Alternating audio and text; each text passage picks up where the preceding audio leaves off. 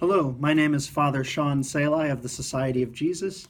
I'm a Jesuit priest and the editor of the new devotional edition of the Spiritual Exercises of St. Ignatius of Loyola, with points for personal prayer from Jesuit spiritual masters from Tan Books.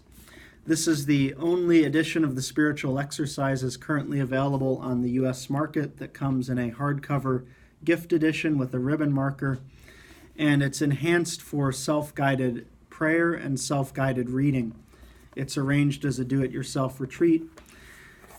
In this book, I've taken a classic translation of the Spiritual Exercises by the French Jesuit Father Charles de Plas, and I've interspersed throughout the text quotes from Jesuit saints and spiritual figures, along with a little bit of narrative of their history that contextualizes the text of St. Ignatius and makes it possible to use a very difficult book for personal reading.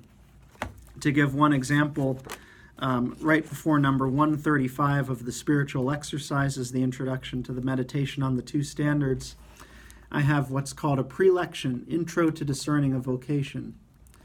But what is my life? Would I not gain it if I lost it for my brothers and sisters? True, we do not have to give it away stupidly, but what are the sons of Loyola for if they flee at the first flare? I am not speaking in general. Some should certainly be spared because they will be very useful someday. But types like myself, Blessed Miguel Agustin Pro, S.J., from the Office of Readings for his feast, supplement to the Divine Office for the Society of Jesus. After that quote from Blessed Miguel Pro, I go on to tell a little bit of his life story and contextualize it within this question of discernment about a state of life. As you read this introduction to the consideration of different states of life, reflect in your journal, how have I heard and responded to God's call in my life?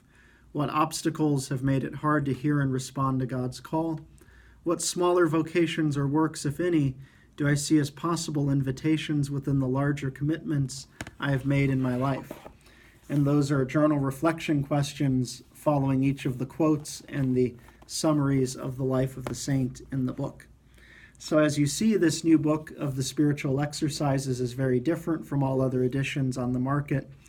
It is set up for personal devotion and prayer rather than being a simple handbook for retreat directors, which the bare bones version of the text is.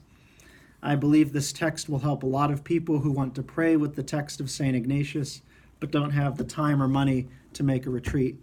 I wish you the best in using this text, and please pray for me and I'll pray for you.